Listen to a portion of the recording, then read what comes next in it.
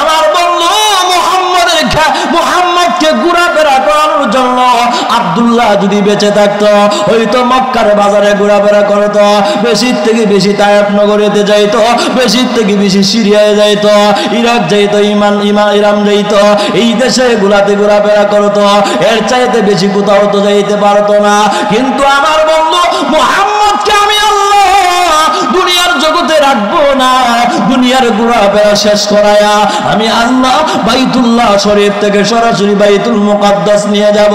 ওখান থেকে আমি আল্লাহ আর সপ্তম আসমান, প্রথম আসমান, দ্বিতীয়, তৃতীয়, চতুর্থ, পঞ্চম, ষষ্ঠ, এরপরে ষষ্ঠ, সপ্তম আসমান ঘোরাফেরা করাইয়া সিদরাতুল মুনতাহা ঘোরাফেরা করাইয়া আমি আল্লাহ জান্নাত জাহান্নাম ভ্রমণ করাইয়া সব কিছু দেখায়া আমি আল্লাহর সামনে বসাইয়া আমার বন্ধুর সাথে আমি আল্লাহ নিজে কথা বলবো। আল্লাহু তাআলা ফি কালামিহিল মাজিদ ওয়াল ফুরকানিহিল হামিদ।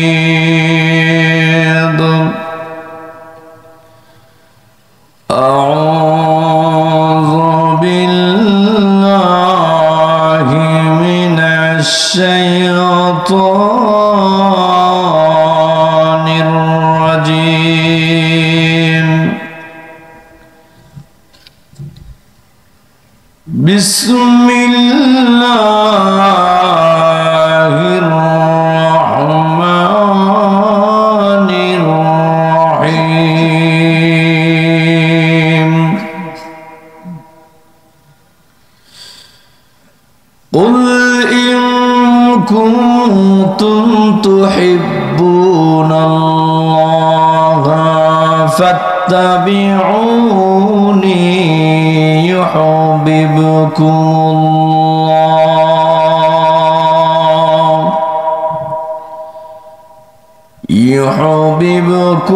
الله ويغفر لكم ذنوبكم والله غفور رحيم. وقال رسول الله صلى الله عليه وسلم لا يؤمن أحدكم حتى أكون أحب إليه من والده وولده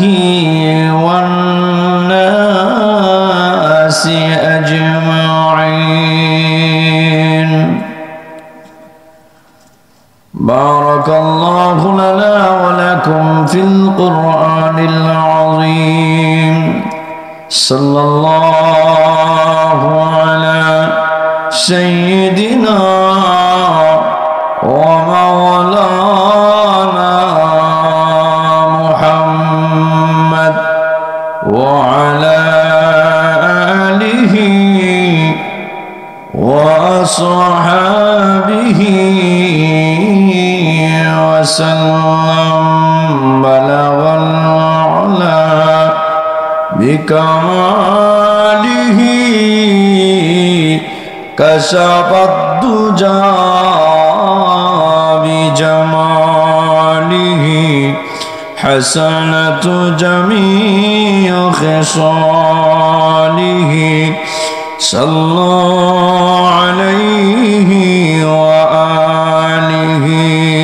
لا إله إلا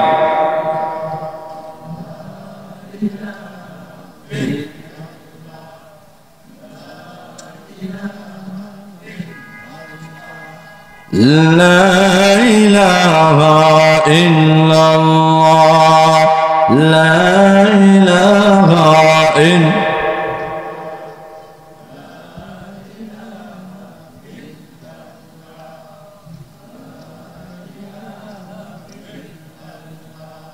লা ইলাহা ইল্লাল্লাহ লা ইলাহা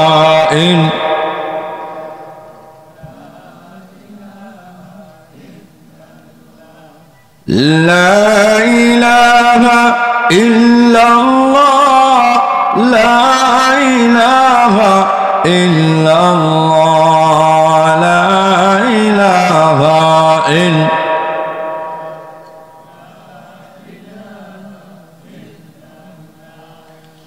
لا إله إلا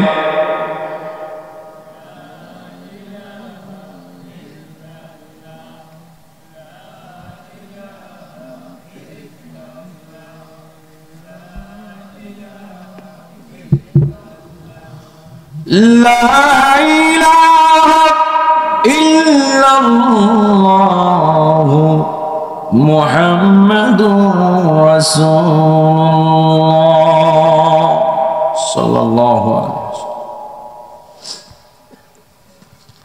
ঐতিহ্যবাহী রানাফিং এলাকাবাসীর উদ্যোগে আয়োজিত 2 দিন ব্যাপী 15তম বার্ষিক তাফসীরুল কোরআন মাহফিল। উক্ত মাহফিলের পরম শ্রদ্ধাভাজন জনাব সভাপতি দিগর হযরত উলামায়ে কেরাম মুরব্বিয়ানে ইসলাম যুবক ভাইরা, পর্দার অন্তরালের অবস্থানরত অত্যন্ত শ্রদ্ধেয় মা এবং বোনেরা, মহান আল্লাহ রাব্বুল আলামিনের দরবারে লাখ কোটি শুকরিয়া, যিনি অত্যন্ত দয়া করে মায়া করে ভালোবেসে আজকের এই সুন্দর পরিবেশ, এই জান্নাতের বাগানে আমাদেরকে আসার এবং বসার তৌফিকটুকুন দান করেছেন। এই জন্য আমরা সকলেই আমাদের অন্তরের অন্তঃস্থল থেকে আন্তরিকতার সহিত মন কুলে প্রাণ কুলে হৃদয় মন উজাড় করে ভালোবাসার টানে কালিমাতুর শুকুর উচ্চ কণ্ঠে উচ্চ আওয়াজে সকলে একসাথে জোরে সুরে বলি আলহামদুলিল্লাহ। একটু জোরে। আমরা যারা এখনো পর্যন্ত প্রায় রাত 11টার কাছাকাছি, এখনো পর্যন্ত যারা আমরা এখনো বসে আছি, বসতে পেরে আমরা খুশি না বেজার? জোরে বলেন। আমার ভাইরা, এই মাহফিলটা আমাদের কাহারও জীবনের শেষ মাহফিল হয়ে যেতে পারে। কথা বলে আরো জোরে। আগামী বছর প্রতি বছরের ন্যায় এই তাফসীরুল কোরআন মাহফিল হবে ইনশাআল্লাহ। কিন্তু আমাদের মধ্য থেকে কেউ না কেউ দুনিয়া ছেড়ে যাওয়া লাগতে পারে। কথা বলে। কারণ মরণ কখন হবে আমাদের কারো জানা নাই, ঠিক নেই? মরণের হাত থেকে বাঁচার মতো কোনো উপায় নাই। মরণ লাগবে, এতে কোনো সন্দেহ। কুল্লু নাফসিন যায়িকাতুল মাউত।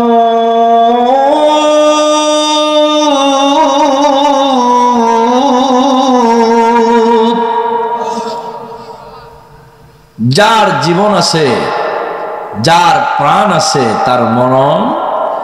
কথা বলে।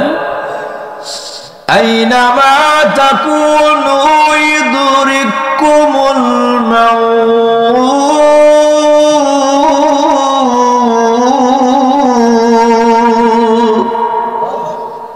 মরণ থেকে পালানোর কোনো রাস্তা নাই। আছে মরণ থেকে পালানোর কোনো সুযোগ নাই।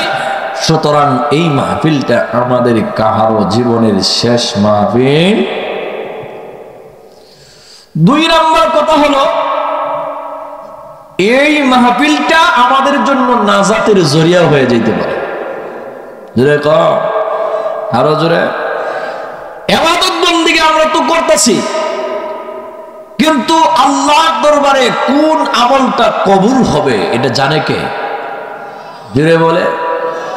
আমরা যেভাবে ইবাদত বন্দিগি করি, এই ইবাদত বন্দিগি আল্লাহর কাছে কবুল নাও হতে পারে, ঠিক না বেটি? কিন্তু আল্লাহ পাক যদি আমাদের এই বসাটা, এই রানাভিন এলাকার তাফসিরুল কোরআন মাহফিলে আসার বসার এই জিনিসটা, এটা যদি আল্লাহর কাছে পছন্দ হয়ে যায়, আল্লাহ হতে পারে এটার উসিলায় আমাকে আপনাকে মাফ করে দিতে। আমরা তো এই উদ্দেশ্যেই বসছি, যেরকম ঠিক কিনা? নাকি দুনিয়ার কোনো কিছু পাওয়ার জন্য? দুনিয়ার কোনো কিছু পাওয়া যাবে না, ঠিক না? এখানে একমাত্র আমরা বসছি, আর যারা আয়োজন করছে, যারা টাকা দিয়া পয়সা দিয়া বিদেশ প্রবাসীরা সহ যারা এই আয়োজনটা করে থাকেন প্রতি বছর, তাদের তো উদ্দেশ্য হলো মানুষ যেন এর উসিলায় কিছু হেদায়েত পায়, এর উসিলায় যেন কিছু মানুষ দুনিয়ার থেকে জান্নাতি হয়ে যায়, এবং যারা দুনিয়ার থেকে বিদায় হয়েছে তাদের কবর যেন জান্নাতের বাগান হয়। এইটাই তো তাদের চাওয়া, যেরকম ঠিক না বেঠে? আল্লাহ তাদের এই মেহনত, তাদের এই ত্যাগ, তাদের এই সহযোগিতা আল্লাহ কবুল করেন। সকলে বলেন আমিন। আমি আপনাদের সামনে, যেহেতু আমাকে একটা বিষয় নির্ধারণ করা হয়েছে, নির্ধারিত বিষয়ের উপরে আমি আপনাদের সামনে কিছু কথা বলার চেষ্টা করব। আল্লাহ পাক যেন আমাকে ইখলাসের সাথে বলার তৌফিক দান করেন, আর আপনাদেরকে আমলের নিয়তে শ্রবণ করার তৌফিক দান করেন। আমি আপনাদের সামনে যে বিষয়বস্তু নিয়ে আলোচনা করব, আপনারা শুনতে পেরেছেন, এলান হয়েছে শানে রিসালাত, নবীজির শান মান নিয়ে আলোচনা করা। আমাদের নবীজি যার শান, যার মান নিয়ে আলোচনা করব, আমার মতন বক্তা, এমনকি পৃথিবীতে হাজারো বক্তা যারা আছে, বক্তারা বক্তব্য দিয়া কিয়ামত পর্যন্ত বক্তব্য দিতে পারবে, কিন্তু নবীজির শান আলোচনা করে শেষ করতে পারবে না। আরো জোরে কর, একটু জোরে কর না। পৃথিবীতে প্রায় 6 লক্ষেরও বেশি আল্লাহর রাসূলের রিসালাত, নবীজির শান, নবীজির সিরাতের উপরে, আল্লাহ এই নবীজির সিরাতের উপরে কিতাব লেখা হয়েছে। আরো জোরে কর। আমি আর আপনি উলামায়ে কেরামগণ কয়টা সিরাতের কিতাব পড়েছি? আমার জীবন শেষ হয়ে যাবে, নবীজির সিরাতের ওয়াজ আর আলোচনা করা এবং পড়া শেষ হবে। কথা বলেন না কেন? আল্লাহর পরে যার স্থান, যাকে আল্লাহ রাব্বুল আলামিন সমস্ত মখলুকাতের ঊর্ধ্বে, আর আল্লাহর পরে যার শান, যার ইজ্জত সম্মান, ইনি হলেন আমাদের নবী মুহাম্মদুর রাসূলুল্লাহ। খুশি না বেজা? জোরে কন। আমার তেলাওয়াতকৃত আয়াতে আল্লাহ আমাদের নবীকে ডাক দিয়েছেন। নবীকে আল্লাহ কুরআনুল কারীমে যখন প্রয়োজন করছে, তখন নবীকে আল্লাহ ডাক দিয়েছেন মায়া করে, মহব্বত করে, ভালোবেসে। কুরআনুল কারীমের বিভিন্ন জায়গায় আল্লাহ অনেক নবীদেরকে নাম ধরে ধরে ডাক দিয়েছেন। কি ধরে ধরে? নবীদের নাম ধরে ধরে আল্লাহ ডাক দিয়েছে। ইয়া ইয়াহইয়া,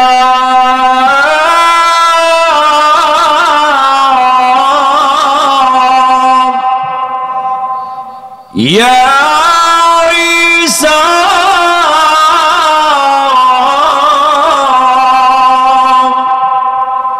ইয়া মুসা,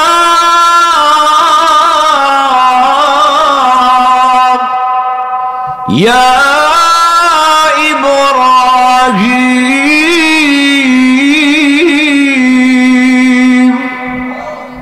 এইভাবে নবীদের নাম ধইরা ধইরা আল্লাহ ডাক দিছে। জোরে কোন সুবহানাল্লাহ।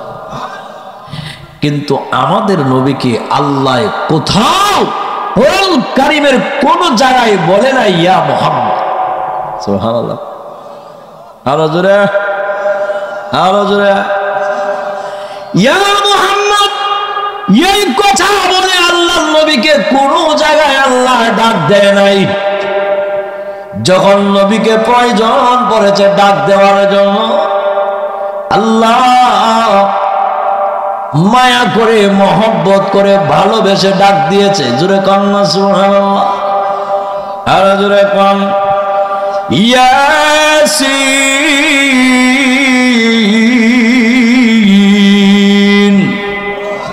আল্লাহর নবীকে ইয়াসিন বলে ডাক দিয়েছে। আল্লাহু আকবার কন, আর জোরে কন আল্লাহু আকবার।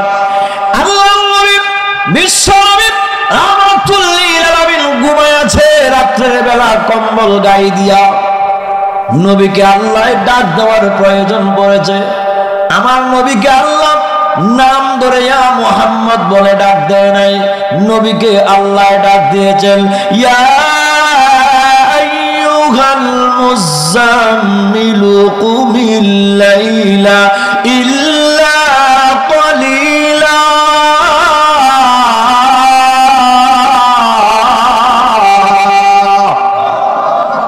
আল্লাহ নবীকে কম্বলওয়ালা বলে ডাক দিছে। জোরে কান সুবহানাল্লাহ, আর জোরে কান।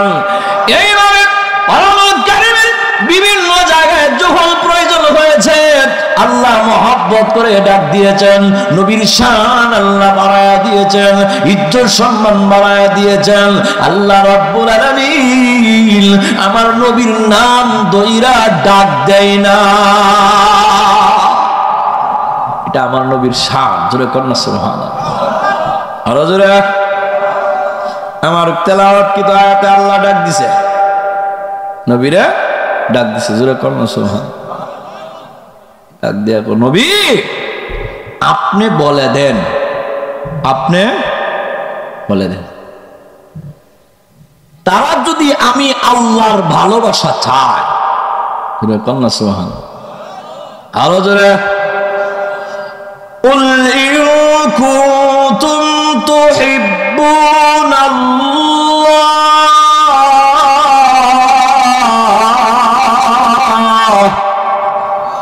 ও নবী আপনি বলেন তারা যদি আমি আল্লাহর ভালোবাসা চায়। কার ভালোবাসা? জোরে কন। আমরা আল্লাহর ভালোবাসা চাই কি চাই না? কথা কন। যদি তারা আমি আল্লাহর ভালোবাসা চায়, আমি আল্লাহর ভালোবাসা যদি তারা পেতে চায়, তাহলে আপনি তাদেরকে জানায়া দেন ফাত্তাবিউনি, তারা যেন আপনার অনুসরণ করে। কার অনুসরণ? নবীজির অনুসরণের কথা কে বলছে? জোরে বলেন কে? আরো জোরে। নবীজির অনুসরণের কথা আল্লাহ কুরআনুল কারীমের মধ্যে বলে দিয়েছেন। নবী আপনি জানায়া দেন তারা যদি আমি আল্লাহর ভালোবাসা পেতে চায়, আমি আল্লাহর ভালোবাসা যদি তারা পেতে চায়, তাহলে ডাইরেক্টলি পাওয়া যাবে না। ডাইরেক্টলি আমি আল্লাহর ভালোবাসা পাওয়ার কোনো রাস্তা নাই। তাদেরকে আপনি জানায়া দেন তারা যেন আপনার অনুসরণ করে। আপনার অনুসরণ করলে আমি আল্লাহ তাদেরকে ভালোবাসবো। ওগো নবীজি আপনি জানায়া দেন আপনার ভালোবাসা, আপনার অনুসরণ কখন করবে, কিভাবে করবে, কোন জায়গায় করবে। একটা মানুষের ব্যক্তি জীবন থেকে নিয়ে রাষ্ট্রীয় জীবন পর্যন্ত প্রত্যেকটা সেক্টরে আপনার অনুসরণ করতে হবে। একদম ব্যক্তি জীবন থেকে নিয়ে রাষ্ট্রীয় জীবন পর্যন্ত প্রত্যেকটা সেক্টরে সেক্টরে আমার নবীর আদর্শ আসেনি না নাই? জোরে বলেন। তাহলে আপনি নবীর আদর্শ অনুসরণ করার জন্য এই খালি নামাজের মধ্যেই নবীর আদর্শ এরকম নয়। নামাজ পড়লেন, নামাজের ভিতরে নবী কেমনে নামাজ পড়ছেন এইভাবে আমার নামাজ পড়লাম। রোজা নবী কেমনে রাখছেন এইভাবে রোজা রাখলাম। শুধু এখানেই সীমাবদ্ধ নয়, আপনার জীবনের প্রতিটা মুহূর্তে, প্রতিটা চলাফেরায়, আপনার ব্যক্তি জীবন থেকে নিয়ে রাষ্ট্রীয় জীবন পর্যন্ত প্রত্যেকটা সেক্টরে আমার নবীর আদর্শ আসেনি না না? জোরে বলেন। তাহলে নবীর আদর্শ বাস্তবায়ন করতে হবে আমার জীবনের প্রতিটা মুহূর্তে। যেরকম ঠিক না বেঠিক? আসেন, এই নবীর আদর্শ আমরা অনুসরণ করব। কেন কেন করব? প্রথমত নবীজি উম্মতকে ভালোবাসছেন, যেরকম ঠিক না বেটি? নবীজি উম্মতকে ভালোবাসছেন। ভালোবাসা আমার নবীজি দুনিয়াতে তাশরিফ এনেই উম্মতের জন্য কান্না করেছেন। সুবহানাল্লাহ কইতেন আরো জোরে। নবীজি দুনিয়াতে এসেই উম্মতের জন্য কান্না করেছেন। তো যেই নবী দুনিয়াতে এসেই উম্মতের জন্য কান্না করেছেন, আমরা সেই নবীরে ভালোবাসবো না? কথা কর না আরো জোরে। শুধু কি নবীজি দুনিয়াতে এসেই কান্না করেছেন তাই না, আমার নবীজি পুরা 63টা বৎসর ছিল একমাত্র উম্মতের জন্যই ফিকিরে। সুবহানাল্লাহ। পুরা 63টা বৎসর ছিল উম্মতের জন্য একদম ওয়াকফ করা। আল্লাহু আকবার কর। আমার উম্মত যেন জাহান্নামী না হয়, আমার উম্মত যেন জান্নাতি হয়, এই জন্য নবীজি নিজে নবীজির শরীরের রক্ত জড়িয়েছেন, পাথরের আঘাত খেয়েছেন, নবীজি নির্যাতিত হয়েছেন একমাত্র উম্মতকে জাহান্নাম থেকে মুক্তি দিয়ে জান্নাতি করার জন্য। আরো জোরে কর। আসুন, এখানেই শেষ। নবীজি দুনিয়ার থেকে বিদায় হয়ে গেছে, স্থানান্তরিত হইয়া রওজা শরীফে শুয়ে আছেন, ঠিক না? কথা বলে। রওজা শরীফে শুয়ে আছেন একদম জিন্দা অবস্থায়। জোরে কোন সুবহান, আরো জোরে কোন সুবহান। আমার নবীজি রওজা শরীফে শুয়াও উম্মতের জন্য কাঁদেন। আরো জোরে, আরো জোরে। শুধু কি রওজা শরীফে, হাসরের ময়দানেও নবী উম্মতকে ভুলবেন না। সমস্ত নবীরা উম্মতকে ভুলে যাবে, কিন্তু আমার নবী উম্মতকে ভুলবেন। জোরে বলেন, আরো জোরে। আমার নবীজি দুনিয়াতে আগমন করার আগে, নবীজি যখন দুনিয়াতে আগমন করবেন, আগমন করার আগে নবীর মা আমেনার গর্ভে যখন নবীজি তাশরিফ আনলেন, তাশরিফ আনার পরে আমেনার গর্ভে তাশরিফ আনার পরে নবীজির বাবা আব্দুল্লাহ দুনিয়ার থেকে বিদায় হয়ে যায়। এখন আপনারা বলেন, নবীর বাবা দুনিয়ার থেকে বিদায় হয়েছেন, নবী কি বাবাকে দেখতে পারছে? জোরে কম। দেখতে পারে না, আমার নবী এতিম ছিল। জোরে কম না সুবহানাল্লাহ। এই জন্য আল্লাহর নবী বলেন, দুনিয়ার উম্মতেরা শোনো, ইয়েতিমদেরকে, এই জন্য তোমরা এতিমকে ভালোবাসো, এতিমের মাথার মধ্যে হাত বুলাইয়া দাও, তোমার হাতের নিচে যতগুলি চুল পড়বে সেই পরিমাণ চুল, পরিমাণ সওয়াব আমার আল্লাহ তোমাকে দান করে দিবে। তাহলে আমার নবী ছিলেন এতিম। নবীজি দুনিয়াতে আগমন করার আগেই বাবা বিদায় হয়ে গেছে। একটা মহিলার যদি স্বামী বিদায় হয়ে যায়, ওই মহিলাটারে আমরা কি বলি? জোরে কম, বিধবা। নবীজির মা নাই, নবীজির বাবা নাই, নবীজির মা এখন বিধবা মহিলা। তৎকালীন সময়ের শরীয়তের বিধান ছিল, বিধবা মহিলারা কোনো প্রকারের সুগন্ধি ব্যবহার করতে পারবে না, আতর সেন ব্যবহার করতে পারবে না। কিন্তু আমেনা যখন যে রাস্তা দিয়ে হাঁটে, পুরা রাস্তাটা একদম মেশকে আম্বরের গানে গান যুক্ত হয়ে যায়। জোরে কম না সুবহানাল্লাহ, আরে জোরে। আমেনা যেই গোসলখানার ভিতরে প্রবেশ করে, ওই গোসলখানাটা মেশকে আম্বরের গানে গান যুক্ত হয়। আল্লাহু আকবার।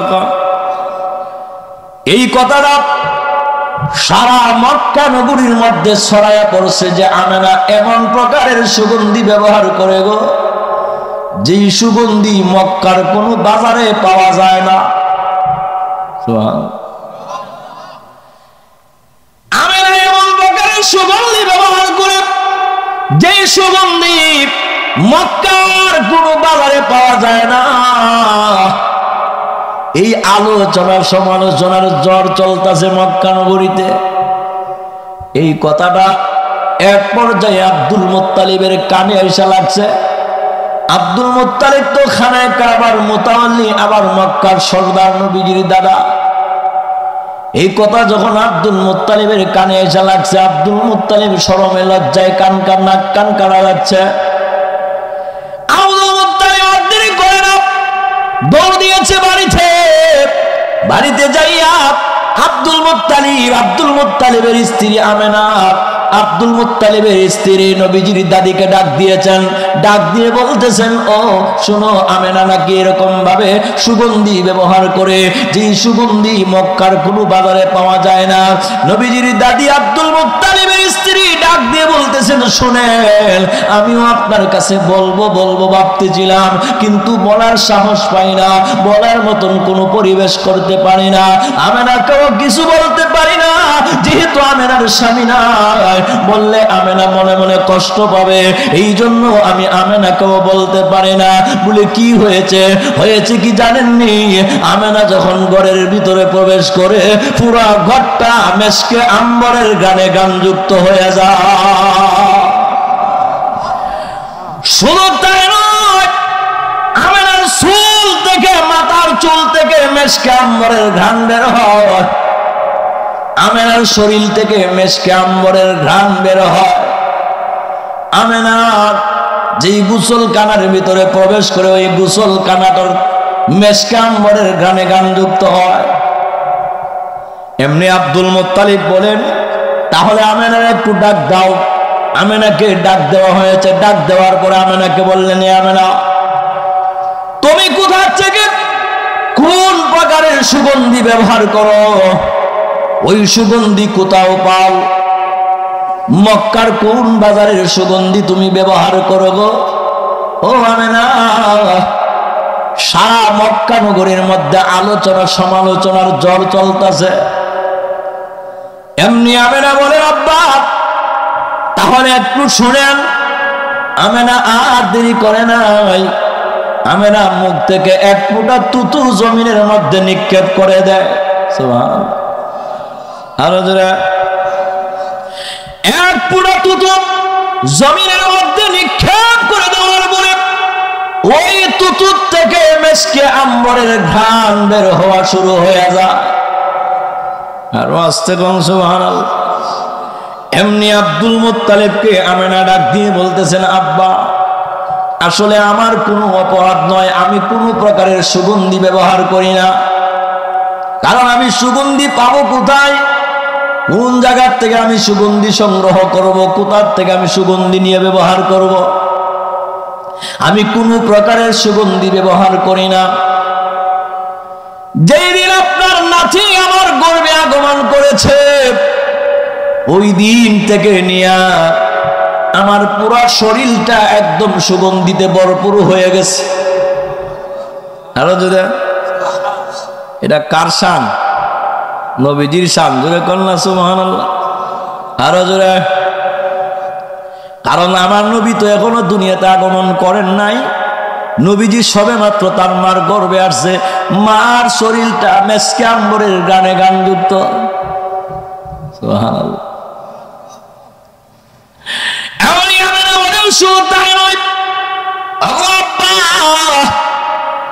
আমার গর্ভে যখন আপনার নাতির আগমন হয়, তখন থেকে আমার শরীরটা একদম মেশকে আম্বরের গান, আমার মাথার চুল থেকে মেশকে আম্বরের ঘ্রাণ বের হয়। আমি গোসলখানার ভিতরে প্রবেশ করলে গোসলখানাটা মেশকে আম্বরের গানে গানযুক্ত হয়ে যায়। আমি যেই রুমের ভিতরে প্রবেশ করি, ওই রুমটাও মেশকে আম্বরের গানে গানযুক্ত হয়ে যায়।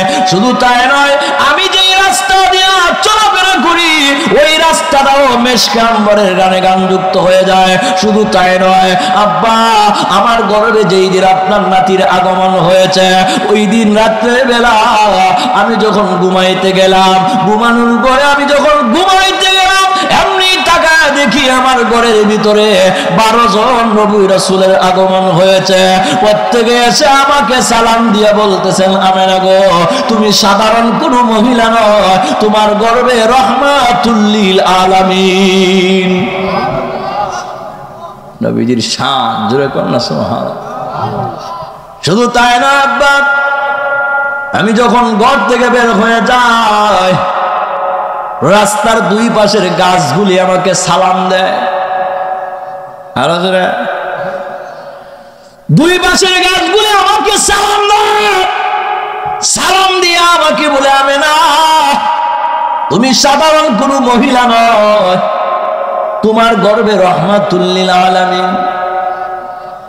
আকাশ দিয়া পাখিগুলি উড়াল দেয়, এই পাখিগুলি আমারে সালাম দিয়া বলে, আমেনা গো, ওগো আমেনা, তুমি সাধারণ কোনো মহিলা নয়, তুমি রহমাতুল লিল আলামিনের মা।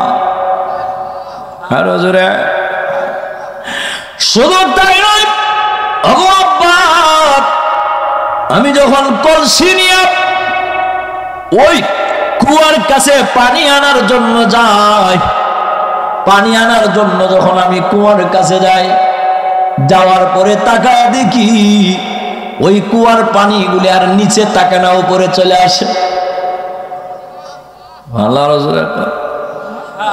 কুয়ার পানিগুলি নিচে থাকে না, ওই পানিগুলি উপরে চলে আসে। পানির থেকে একটা আওয়াজ বের হয়ে আসে, আমেনা গো, কেন আসলা পানি নেওয়ার জন্য? হুকুম করলে তো তোমার ঘরের কলসি ভরে দিয়ে আসতাম। আরো জোরে কর। শুধু তাই নয়, মক্কার মহিলাদেরকে আপনি জিজ্ঞাসা করে দেখেন, আমি যখন কুয়ার কাছ থেকে পানি নিয়ে চলে আসি, মক্কার মহিলারা আমার জামা কাপড়ের মধ্যে এভাবে খামচে মাইরা ধরে, ডাক দিয়ে বলে, আমেনা, তুমি যেও না গো আমেনা, তুমি যেও না, তুমি চইলা গেলে পানি আবার নিচে চইলা যায়, আমরা পানি নিতে আমাদের কষ্ট হয়ে যায়।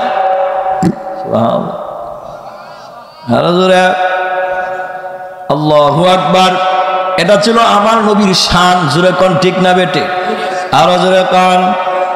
এটা তো ছিল আমার নবীর শান। নবীজি দুনিয়াতে আসার আগে নবীজির মার পুরো শরীরটা মেশকে আম্বরের গান। জোরে কোন সুবহানাল্লাহ। নবীজির শরীর মুবারকটা নবী দুনিয়াতে আসার পরে নবীজির শরীর মুবারক থেকে যে গামটা বের হইতো, ওই গামটাও ছিল সাহাবীদের জন্য আতর। জোরে কোন। সাহাবীরা আতর হিসাবে ব্যবহার করত।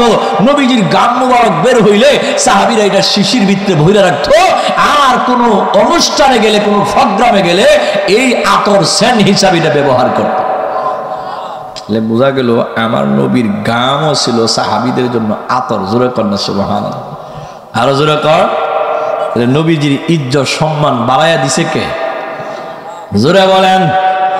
আরো জোরে। কেন বাড়াইয়া দিছে জানেননি? আমার নবী ছিল আল্লাহর খাস বন্ধু। জোরে কর না সুবহানাল্লাহ। খাস বন্ধু বলতে আল্লাহ আমার নবীরে ভালোবাসাই তো সৃষ্টি করছে, ঠিক না বেটে? কথা বলেন। ভালোবাসা আল্লাহ নবীকে দুনিয়াতে পাঠাইছে, সৃষ্টি করছে, আর আল্লাহ নবীর উসিলায় সব বানাইছে। জোরে কোন সুবহানাল্লাহ। তাহলে আমার নবীর ইজ্জত সম্মান আল্লাহই তো বাড়াই দিছে। জোরে কোন ঠিক না বেঠে?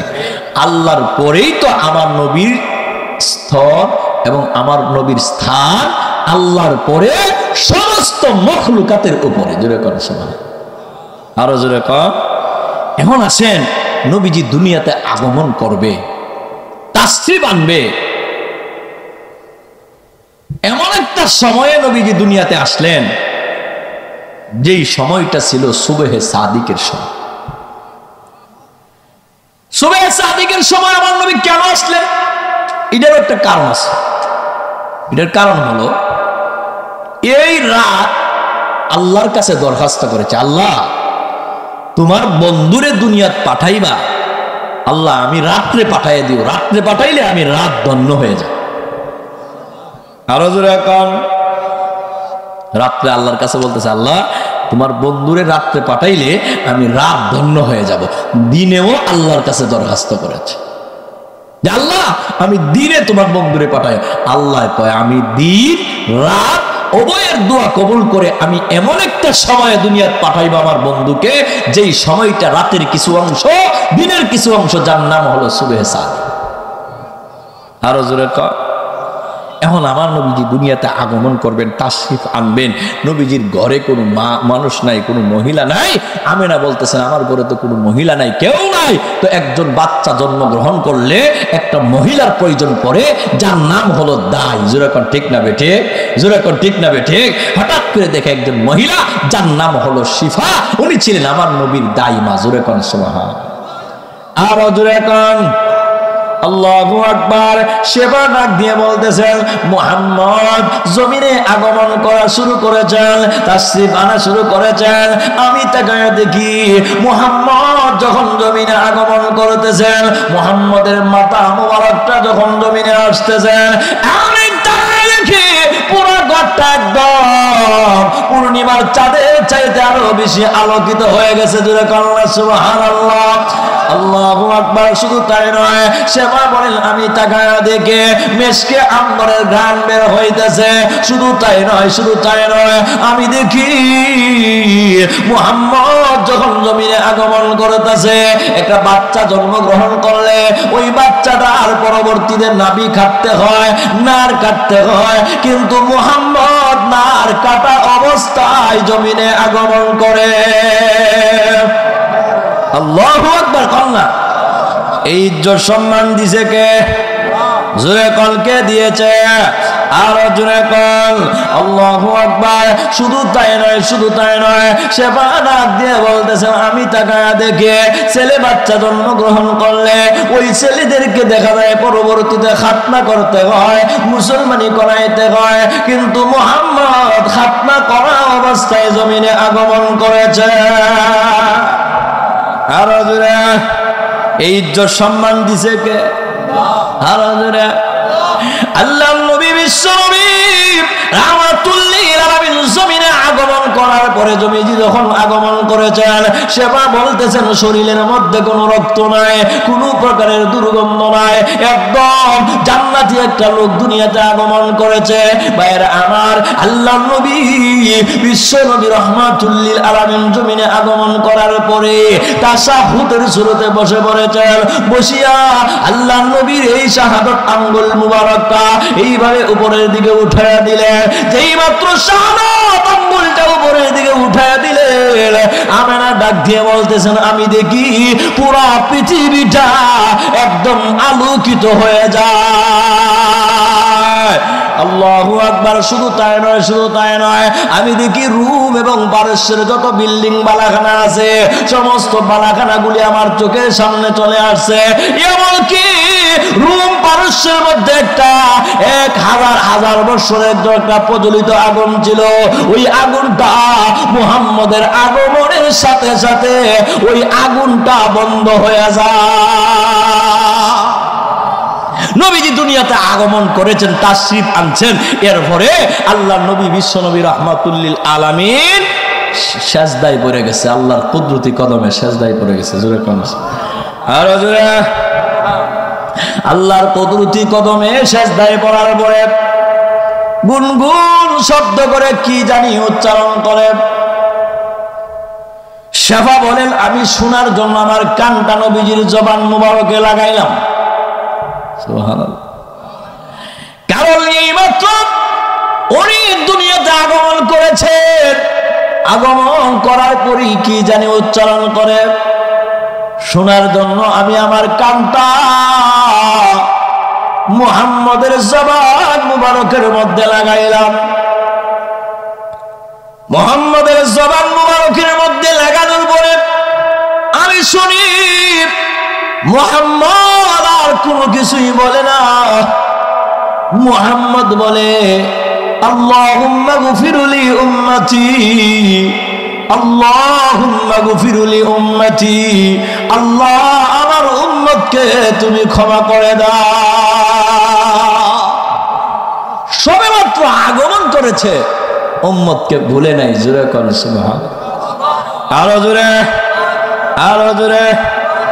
এই নবীর উম্মতেরা, এই নবীর উম্মতেরা ওই ভারত, ওই ইংরেজদের বিভিন্ন কাটিং তারা ব্যবহার করে, আদর্শ তারা গ্রহণ করে। মাজুরে কান, আরো জোরে কান। মাথার চুলগুলি কাটতে গেল নবীর আদর্শ অনুসরণ করে না, নবীর আদর্শ ফলো করে না। যেই নবী কান্না করেছেন উম্মতের জন্য আসার পরে, সুবহানাল্লাহ। কিন্তু ওই নবীর আদর্শ আমরা ফলো করি না। ইংরেজদের আদর্শ আমরা গ্রহণ করি, ইহুদি খ্রিস্টানদের কালচার গ্রহণ করি। কথা বলেন না কেন? আরো জোরে কান। যারা প্রকৃতপক্ষে আশিকে রাসূল দাবি করে, ওই আমি আশিকে রাসূল, আমি উম্মতের, আমি নবীর ভালোবাসা দাবি করি, নবীর আশিক দাবি করি, নবীর আশিক, কিন্তু নবীর কোন সুন্নত আমি মানব না। মাজুরে কান না, আসেনি না নাই? আরো জোরে কান। নবীর কোন সুন্নত নাই, নবীর কোন সুন্নত আমার জীবনে আমি বাস্তবায়ন করি না, কিন্তু আমি মুখে মুখে আশিকে রাসূল দাবি করি। এর চাইতে সব চাইতে বড় একজন বেঈমান যারা মুনাফিক ছাড়া আর কিছু হইতে পারে না। যে মুখে মুখে দাবি করে আমি নবীর আশিক, হ্যাঁ, জিলাপি খাওয়ার লাগে। কথা বল না, আরো জোরে কন। 12ই রবিউল আউয়াল আইলে দেখা যায় মিছিল করে। কথা বলেন আছি না নাই? আরো জোরে। জিলাপি খায় কিন্তু নবীর সুন্নত দাঁড়িয়ে নাই। জোরে কন, আরো জোরে। তুমি যদি নবীর আশিক দাবি করো, তুমি যদি নবীর আশিক দাবি করো, তাহলে তোমার আগে নবীর সুন্নত মানতে হবে, নবীর আদর্শ গ্রহণ করতে হবে। তাহলে নবীর আদর্শ যদি তুমি গ্রহণ করতে পারো, তাহলে তোমার স্লোগান দিতে হবে না, মিছিল করতে হবে না, মুখ দিয়ে বলতে হবে না যে আমি নবীর আশিক। এই কথা বলার প্রয়োজন নয়, এটা তোমার বাস্তবিক প্রমাণিত হয়ে যায়। বলতে হবে না যে আমি আশিকে রাসূল, এটা বলার কোনো ভাষা, বলার কোনো দরকার নাই। তুমি পালন করলে, নবীর আদর্শ গ্রহণ করলে, এটা আসল এমনি বাস্তবায়ন হবে। জোরে কোন ঠিক না বেটা? আরো জোরে। ভাইরা আমার, নবীজি এখন আগমন করেছেন তাশরিফ। এমনি দেখা যায় নবীর শান, ওই যে খানায় কাবা বাইতুল্লাহ শরীফ মানুষের মতন কথা বলা শুরু করছে। সুবহানাল্লাহ। আরো জোরে। বাইতুল্লাহ শরীফ মানুষের মতন কথা বলে। বলে হুজুর বাইতুল্লাহ মানুষের মতন কেমনে কথা বলে? আল্লাহ যদি বলায় বলতে পারেনি, বিশ্বাস হয়নি। আরো জোরে। একটা পাথর নবীর পক্ষে কথা বলেছে। সুবহানাল্লাহ। একটা খেজুরের ঘাস নবীর পক্ষে কথা বলেছেন, নবীজির জন্য কথা বলেছেন। আল্লাহু আকবার কোন। আরো জোরে। আল্লাহর যেই প্রাণীটা কথা বলার কথা নয়, কিন্তু নবীর পক্ষে কথা বলার জন্য জবান চেয়েছে, আল্লাহ তার জবান খুলে দিয়েছে। আরো জোরে কোন। এমনই দেখুন খানায়ে কাবা বাইতুল্লাহ শরীফ মানুষের মতন কথা বলে। মানুষের মতন কথা বলে আব্দুল মুত্তালিবের ডাক দিছে, আব্দুল মুত্তালিব, ও আব্দুল মুত্তালিব, তুমি খানায়ে কাবার আশপাশে ঘোরাফেরা করো, অথচ তুমি খবর রাখো না তোমার নাতি আব্দুল্লাহর ছেলে মুহাম্মদ তামাম দুনিয়ার মানুষের জন্য হেদায়েত হইয়া উনি দুনিয়াত আগমন করেছে। আব্দুল মুত্তালিব কিরে খানায়ে কাবা মানুষের মতন কথা বলে, গেছে দেখার জন্য, খানায়ে কাবার দরজা দিয়ে উকি দিছে। খানায়ে কাবার দরজা দিয়া উকি দিছে দেখার জন্য। যায়া দেখে যেই খানায়ে কাবা বাইতুল্লাহর ভিতরে 360টা মূর্তি ছিল, একটা মূর্তি ওনায় সব আপনি আপনি ভাঙ্গা জমিনে পড়ে। আরো জোরে কোন। এটা তো আমার নবীর শান, ঠিক না বেঠিক? জোরে বলে। এটা কার শান? নবীর শান। কিন্তু আজকে নবীর উম্মত দাবি করে, আর শারদীয় দুর্গা উৎসবের সময় কয়েকটা হিন্দুদের ভোট পাওয়ার জন্য ওই শারদীয় দুর্গা উৎসবের শুভেচ্ছা জানায় মুসলমান দাবি করে। আসেনি না নাই? কথা বলেন আসেনি না? আর ঈমান আছে? যদি শারদীয় দুর্গা উৎসবের তুমি শুভেচ্ছা জানাও, তাহলে আগে তো দুর্গা উৎসব পরে তুমি সাপোর্ট করলা। কথা বলেন না কেন? সাপোর্ট করে তুমি তাকে শুভেচ্ছা জানাইলা। সুতরাং তুমি যদি মুসলমান হইয়া আর এরকম একটা যেই ধর্ম, যেই মূর্তি পূজার জন্য আমার নবী সবকিছু করেছে, মূর্তি পূজার বিরোধিতা করেছে, মূর্তি পূজা বন্ধ করার জন্য নবীকে আল্লাহ পাঠিয়েছে, ওই মূর্তি পূজার পক্ষে তুমি কথা বলো, তাহলে তুমি নবীর উম্মত কেমনে হইলা? কথা বলেন, নবীর উম্মত দাবি করার সুযোগ আছে তা? হ্যাঁ, কথা বলেন, নবীর উম্মত দাবি করার সুযোগ আছে। তুমি দুনিয়া পাইতে পারো, দুনিয়ার মানুষের ভালোবাসা অর্জন করতে পারো, কিন্তু রসুলের আদর্শ না থাকার কারণে নবীর ভালোবাসা পাবে না। পাওয়া যাবে? এমনি আব্দুল মুত্তালিব দৌড় দিছে বাড়িতে বাড়িতে আমেনার ঘরে, জোরে কান্না সুবহানাল্লাহ। আমেনার ঘরে গিয়ে আমেনাকে ডাক দিয়েছে, আমেনা, ওগো আমেনা, আপনার ছেলে আব্দুল্লাহর ছেলে হয়েছে, আমার নাতি। আমেনা গো, দেও আমার কুলে উঠায় দাও। আজকে আব্দুল্লাহ না, আব্দুল্লাহ থাকতে অনেক আনন্দিত হইতো, খুশি হইতো। দেও না গো, আমার কুলে উঠায় দাও। এমনি আমেনা বলেন, আব্বা, কিছুক্ষণ আগে আপনার নাতি আমার কুলে ছিল, আমার ঘরটা আলোকিত ছিল, এখন নাই, কে জানি নিয়ে গেছে। আরো জোরে, কে জানি নিয়ে গেছে, আমার কোলে নাই, কোথায় জানি চলে গেছে, কোন জিন্নাতে মনে নিয়ে গেল নাকি। এমনি আওয়াজ আসছে, আমেনা, তোমার ছেলে মুহাম্মদ রে কোন জিন্নাতে নিতে পারে না। আরো জোরে, কোন জিন্নাতে নিতে পারে না গো। আমার 18,000 মখলুকাত মতান্তরে কম বেশ, ওই মখলুক গুলি আমি আল্লাহর কাছে দরখাস্ত করেছিল, আল্লাহ তোমার বন্ধুকে দুনিয়াতে পাঠাইবা, আমাদেরকে একটা নজর দেখার সুযোগ করে দিও। আরো জোরে, আমি সমস্ত মখলুকাতের দরখাস্ত কবুল করিয়া আমার বন্ধুরে পাঠানোর পরে জিব্রাইল ফেরেশতার নেতৃত্বে 70,000 ফেরেশতার একটা বাহিনী দিয়া আমার বন্ধুরে তামাম দুনিয়া সফর করানোর জন্য, সমস্ত মখলুকাতের কাছে পরিচয় করানোর জন্য আমি আল্লাহ পাঠায়া দিলাম। কিছুক্ষণের ভিতরে আবার তোমার কুলে দেওয়া হবে, জোরে কোন সুবহানাল্লাহ। একটু পরেই আবার নবীজিকে আমেনার কুলে দেওয়া হয়েছে, জোরে কোন সুবহানাল্লাহ। আমেনার কুলে যখন দেওয়া হয়েছে, আমেনা আমার নবীরে কুলে নিয়ে কাঁদতাছে, জোরে কোন সুবহানাল্লাহ। আল্লাহু আকবার, এটা হৃদয় বিদারক কথা। আমেনা কাঁদতাছে, আব্দুল মুত্তালিব ডাক দিয়া কয়, আমেনা তুমি কাঁদো কেন? কারণ তোমার ছেলে হয়েছে, তুমি তো আনন্দিত হওয়ার কথা, আনন্দে আত্মহারা হওয়ার কথা, তাহলে তুমি কাঁদো কেন? কান্নার কারণ কি? আমেনা ডাক দিয়া কয়, আব্বা শ্বশুর, আমি এই জন্য কান্দি, আজকে আমার ছেলের বাবা আব্দুল্লাহ নাই, যদি আব্দুল্লাহ থাকতো তাহলে সে খুশি হইতো, আনন্দিত হইতো, আর আমার ছেলের জন্য বিভিন্ন প্রকারের খেলনার ব্যবস্থা করতো। জোরে কোন সুবহানাল্লাহ। আরো জোরে কোন আল্লাহু আকবার, আল্লাহু আকবার। আমেনা যখন এই কথা বললেন, এমনি একটা আওয়াজ আসছে, আল্লাহু আকবার কোন। আরো জোরে, আমেনা শুনো, মুহাম্মদের সাথে তোমার সম্পর্ক হলো মা সন্তানের সম্পর্ক, আর আমি আল্লাহর সাথে সম্পর্ক হলো মাহবুবিয়াতের সম্পর্ক। জোরে কান, আমেনা গো, আমার সাথে সম্পর্ক হলো ভালোবাসার বন্ধুত্বের সম্পর্ক। জোরে কান, শোনো, যদি আব্দুল্লাহ থাকতো তাহলে কিসের খেলনার ব্যবস্থা করতো? হয়তো কাঠের খেলনা, না হয় বাঁশের খেলনা, না হয় প্লাস্টিকের খেলনা।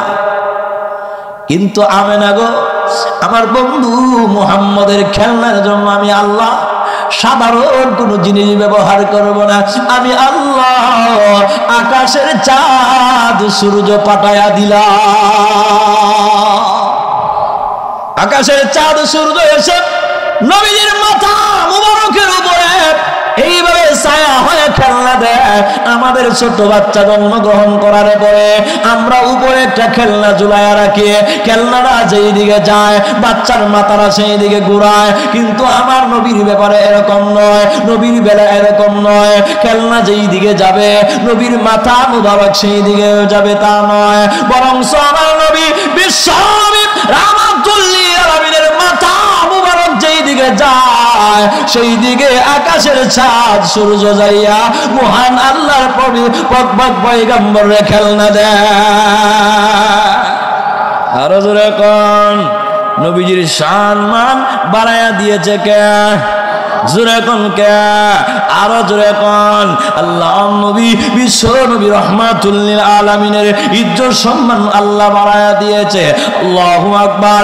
এবার আসেন আল্লাহর নবী বিশ্ব নবী রাহমাতুল লিল আলামিন যখন হাঁটতে পারে, চলতে পারে, হাঁটা উঠি করতে পারে, এরকম সময় হয়েছে নবীজি হাঁটতে পারে এমন একটা বয়স যখন উপনীত হয়, এমনি একদিন দেখে আব্দুল মুত্তালিব আমেনা নবীকে কোলে লইয়া কান্দে। জোরে কান্না সুবহানাল্লাহ।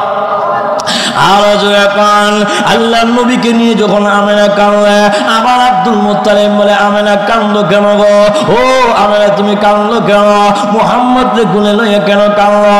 এমনি আমেনা বলে আব্বা আমার ছেলে আব্দুল্লাহ ছেলে মুহাম্মদ এবার হাঁটতে পারে, চলতে পারে, তার বাবা আব্দুল্লাহ নাই। যদি থাকতো আমার ছেলে মুহাম্মদ নিয়া এইভাবে আঙ্গুলে ধরে ধরে মক্কার অলিয়ে গলিয়ে ঘোরাফেরা করতো, বিভিন্ন জায়গায় যাইতো, কিন্তু তার বাবা নাই। কে তার নিয়ে হাঁটাহুটি করবে? কে তার নিয়ে ঘোরাফেরা করবে? এই জন্য আমরা যখন কাঁদে আবার আরেকটা আওয়াজ আসছে, আমেনা ও আমেনা শুনো গো, তোমার সম্পর্ক মা সন্তানের সম্পর্ক, কিন্তু আমি আল্লাহর সাথে ভালোবাসার সম্পর্ক, মাহবুবিয়তের সম্পর্ক, বন্ধুত্বের সম্পর্ক। ও আমেনা শুনো গো, আমার বন্ধু মুহাম্মদকে ঘোরাফেরা করানোর জন্য আব্দুল্লাহ যদি বেঁচে থাকতো হয়তো মক্কার বাজারে ঘোরাফেরা করতো, বেশির থেকে বেশি তায়েফ নগরীতে যাইতো, বেশির থেকে বেশি সিরিয়ায় যাইতো, ইরাক যাইতো, ইরাম যাইতো, এই দেশে গুলাতে ঘোরাফেরা করতো, এর চাইতে বেশি কোথাও তো যাইতে পারতো না। কিন্তু আমার বন্ধু মুহাম্মদকে আমি আল্লাহ দুনিয়ার জগতে রাখবো না, দুনিয়ার ঘোরাফেরা শেষ করায়া আমি আল্লাহ বাইতুল্লাহ শরীফ থেকে সরাসরি বাইতুল মুকাদ্দাস নিয়ে যাব। ওখান থেকে আমি আল্লাহ আর সপ্তম আসমান, প্রথম আসমান, দ্বিতীয়, তৃতীয়, চতুর্থ, পঞ্চম, ষষ্ঠ, এরপরে ষষ্ঠ, সপ্তম আসমান ঘোরাফেরা করাইয়া সিদরাতুল মুনতাহা ঘোরাফেরা করাইয়া আমি আল্লাহ জান্নাত জাহান্নাম ভ্রমণ করাইয়া সব কিছু দেখায়া আমি আল্লাহর সামনে বসাইয়া আমার বন্ধুর সাথে আমি আল্লাহ নিজে কথা বলবো। এটা আল্লাহ করছেন না? কথা কন। এটাই তো ছিল নবীজির মেরাজ, একটা মুজিজা। জোরে কন্যা সুবহানাল্লাহ। আরো জোরে কন। নবীজির শান বাড়ায়া দিয়েছেন কে? কথা বলেন। আল্লাহ বাড়ায়া দিয়েছেন আমার নবীর ইজ্জত সম্মান। আল্লাহু আকবার। আসেন আমার নবীর বয়স যখন আস্তে আস্তে আস্তে আস্তে যখন বাড়তেছে, এরপরও নবীজি উম্মতের জন্য ফিকির। জোরে কন্যা সুবহানাল্লাহ। আরো জোরে কন্যা সুবহানাল্লাহ। নবীজি উম্মতের জন্য ফিকির। আমার নবী উম্মত নিয়ে ব্যস্ত, নবীজি উম্মতের জন্য কান্না করেন। এই জন্য আল্লাহর নবী বিশ্ব নবী রাহমাতুল লিল আলামিন পাহাড়ের টিলার উপরে বসা 8 থেকে 8.5 বছর বয়স আমার নবী পাহাড়ের টিলার উপরে বসে নবীজি উম্মতের জন্য কান্না করেন। উম্মতের জন্য কান্না বলে, আল্লাহ আমাকে দুনিয়া পাঠিয়েছো, কেন পাঠিয়েছো? কি জন্য পাঠিয়েছো? আমার উম্মতের কি অবস্থা হবে? এই নিয়ে নবী যখন চোখের পানি ছেড়ে ছেড়ে কাঁদলে, এই রাস্তা দিয়ে আবু জেহেলের জামায়াত ছিল, আবু জেহেল ওই রাস্তা দিয়ে যাচ্ছিলেন। এমনি আবু জেহেল উট থামাইয়া, কান্নার শব্দ শোনার পরে উটটা থামায়া দিলেন। উটটা থামায়া আবু জেহেল তাকায়া দেখে মুহাম্মদ কান্না করেন। এমনি নবীজিকে ডাক দিয়ে বলতেছেন, ও মুহাম্মদ, এই টিলার উপরে পাহাড়ের মধ্যে এখানে বিভিন্ন হিংস্র প্রাণীরা থাকতে পারে, তুমি এখানে একা একা কেন আসছ? এখানে কেন কেন বসে কান্না করো? ওরে মুহাম্মদ, তুমি তুমি চলো আমার সাথে, আমি তোমাকে নিয়ে বাড়িতে পৌঁছাইয়া দিয়ে আসবো, তোমার বাড়িতে আমি পৌঁছাইয়া দিয়ে আসবো। আল্লাহর নবী বলেন, না চাচা আপনি চলে যান, আমি এখান থেকে চলে যাব না, আমি যাইতে পারবো না, আমাকে একটু একা থাকতে দেন, আমাকে একটু আমার উম্মতের জন্য কান্না করতে দেন। আল্লাহু আকবার। আবু জেহেল একবার দুইবার তিনবার পিরাপিরির পরে আল্লাহর নবী আবু জেহেলের উটের পিছনে আরোহণ হইলেন। আর আবু জেহেলের উটের পিছনে আরোহণ হওয়ার পরে আবু জেহেল সামনে বৈশা উটকে যখন চাবুক মারা শুরু করেছেন, উটকে চাবুক মারা শুরু করেছেন, উট আর সামনের দিকে আড়ায় না, সামনের দিকে আর বাড়ে না। আল্লাহু আকবার। একবার দুইবার উটকে লাগুকে চাবুক মারতে আছে, চাবুক মারতে আছে। এমনি উট আল্লাহর দরবারে এইভাবে কান্না করে বলতেছেন, আল্লাহ আপনি আমার জবানটা খুলে দেন, আমি আবু জেহেলের সাথে একটু কথা বলতে চাই। কারণ হলো আবু জেহেল কত বড় বেয়াদব, নবীকে পিছনে বসাইয়া আবু জেহেল সামনে বসে আমাকে চাবুক মারে। যতই চাবুক মারুক না কেন গো, আমার জীবন যাবে, নবীর সামনে না আনলে আমি উঠ একটা কদম সামনে বাড়ব না। এটা ছিল আমার নবীর শান। জোরে কন্যা সুবহানাল্লাহ, আরো জোরে। এমনি উট যখন আল্লাহর কাছে দরখাস্ত করেছে, আল্লাহ উটের জবান খুলে দিয়েছে। জোরে কন্যা সুবহানাল্লাহ, আরো জোরে কন। আল্লাহ উটের জবান খুলে দিয়েছে। উট আমার মানুষের মতন কথা বলে, আবু জেহেল, ও আবু জেহেল, মুহাম্মদকে পিছনে বসায় আর তুমি সামনে বসা। আরে আবু জেহেল, আমাকে তুমি চাবুক মারো, মারতে পারো, জীবন যাবে, কিন্তু আমি একটা কদম সামনে যাব না। এরকম না শোনো, এ আবু জেহেল শোনো, তুমি মানুষ হইয়া মুহাম্মদকে চিনতে পারো না, কিন্তু আমি উট হইয়া মুহাম্মদকে চিনতে ভুল করি নাই। জোরে কন, আরো জোরে। আল্লাহু আকবার। এমনি আবু জেহেল নবীর সামনে দিয়া, এবার আবু জেহেল পিছনে বসে যখন উটকে চাবুক মারে, উট এবার লাফাইয়া লাফাইয়া দৌড় আরম্ভ করে দিয়েছে। আবু জেহেল উটের লাগাম ধরে টানে, যাতে করে উট এত বেশি লাফাইয়া সামনে না যায়। খুব গতি বেড়ে গেছে উটের, উটের লাগাম ধরে টানে আবু জেহেল, যাতে করে উট সামনের দিকে এত গতিতে না যায়। তখন উট ডাক দিয়া, ভাই আবু জেহেল রে, আমার লাগাম ধরে টাইনা কোনো লাভ নাই।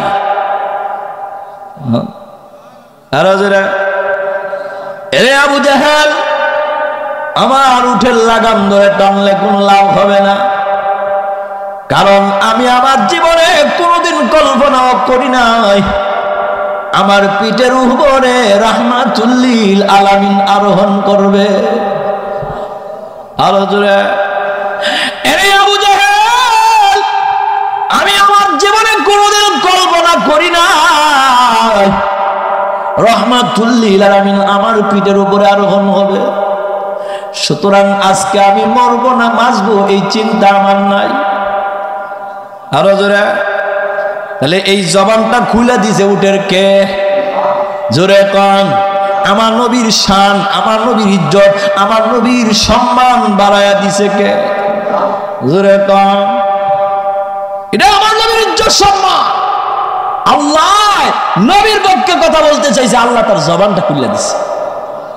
আপনি কি মনে করেন এই নবীর সুপারিশ ছাড়া কেউ জান্নাতে যাইতে পারবে না? আল্লাহ বিচারের কাজটা পর্যন্ত শুরু করবে না। জোরে কন না সুবহান। আরো জোরে কন। হাসরের মাঠের ভয়াবহ অবস্থা যখন শুরু হবে, সমস্ত হাসরের বাসী মাসের লোকেরা দৌড় দিবে আদম নবীর কাছে। আদম নবীর কাছে যাবে, গিয়ে বলবে, ওগো আল্লাহর নবী আদম পয়গম্বর, এই যে টাকা দেখেন হাসরের মাঠের ভয়াবহ অবস্থা, আমরা সহ্য করতে পারতাছি না, বরদাস্ত করতে পারতাছি না। ইশফা লানা ইলা রাব্বিকা, আপনি আপনার রবের কাছে একটু সুপারিশ করেন যাতে আল্লাহ বিচারের কাজটা শুরু করে দেয়। সুবহানাল্লাহ। আর জোরে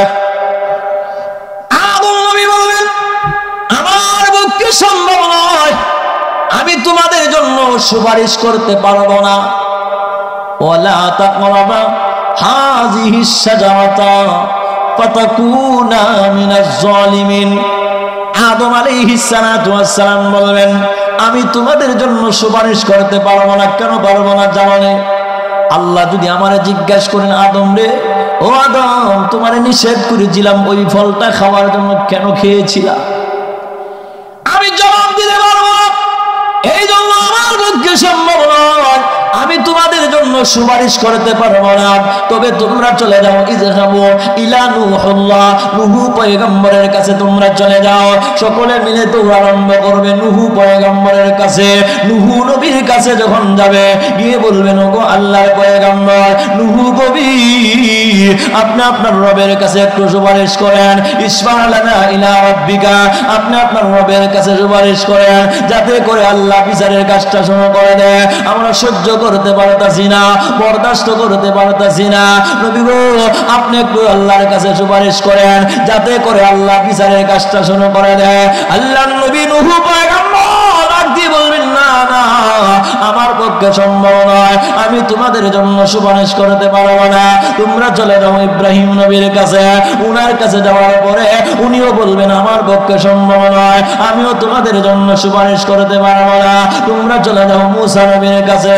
মূসা নবীর কাছে যাওয়ার পরে উনিও বলবেন, আমার পক্ষে সম্ভব নয়, আমিও তোমাদের জন্য সুপারিশ করতে পারবো না। তোমরা চলে যাও ঈসা পয়গম্বরের কাছে। ঈসা নবীর কাছে যাওয়ার পরে ঈসা নবী বলবেন, আমার পক্ষে সম্ভব নয়, আমিও তোমাদের জন্য সুপারিশ করতে পারবো না। কেউ তো আমি তোমাদেরকে এমন একজন নবীর কথা বলে দিব, উনার কাছে গেলে উনি তোমাদেরকে তাড়া দিবে না, নিশ্চয়ই উনি তোমাদের জন্য সুপারিশ করবে। ইযহাবু ইলা মুহাম্মাদুর রাসূলুল্লাহ সাল্লাল্লাহু আলাইহি ওয়াসাল্লাম, মুহাম্মদ নবীর কাছে চলে যাও। বলে উনি কোথায় আছে? উনি মাকামে মাহমুদের কাছে আছে। সমস্ত হাসরের মাটির লোকেরা আল্লাহর নবী বিশ্ব নবী রাহমাতুল্লিল আলামিনের কাছে যাবে। যায় দেখবে নবী যে মাকামে মাহমুদের নিকট সিজদায় পড়ে আছে। যায় বলবেন, ওগো নবীজি, ওই যে তাকায় দেখেন হাসরের মাঠের ভয়াবহ অবস্থা, আমরা সহ্য করতে পারতাছি না, বরদাস্ত করতে পারতাছি না। নবী গো, আপনি একটু আল্লাহর কাছে সুপারিশ করেন, যাতে আল্লাহ বিচারের কাজটা শুরু করে দেয়। আল্লাহু আকবার। নবী তারাইয়া দিবে না, আল্লাহর নবী আর দেরি করবে না। আল্লাহর কুদরতি কদমে সাজদায় পড়িয়া আল্লাহর গুণগান শুরু করবে, আল্লাহর প্রশংসা গাওয়া শুরু করবে, আর চোখের পানি ছেড়ে দিয়ে কান্না শুরু করবে। নবীর চোখের পানির কান্নার কারণে হাসরের মা তরতর করে কাঁপতে আরম্ভ হয়ে যায়। আরো জোরে কোন, হাসরের মাঠ তরতর করে কাঁপতে আরম্ভ করেছে। শুধু তাই নয়, জ্বালা শুরু হয়ে যায়। এমনি আল্লাহর নবী এইভাবে যখন কান্না শুরু করে দিয়েছে, আল্লাহ নবীকে ডাক দিবেন, ইরফা রাসাক, নবী আপনি মাথা ওঠান। কেন আপনি কান্না করেন? এটা তো তায়েফের ময়দান নয়, আপনি কান্না করবেন। দুনিয়ার জমিনে তো আপনি কান্না করেছেন, দান্দান মুবারক শহীদ আপনি করেছেন, উহুদের ময়দানে দান্দান মুবারক শহীদ করেছেন, তায়েফের ময়দানে রক্ত ঝরিয়েছেন। আপনি দুনিয়ার জগতে বহুত কান্না করেছেন গো নবী, এখানে আপনি কান্না করার সময় ময়দানে হাসর আপনি যা বলবে আমি আল্লাহ সব মেনে নিব। আরো জোরে কোন, আল্লাহর নবী সুপারিশ, আল্লাহ বিচারের কাজ শুরু করবে।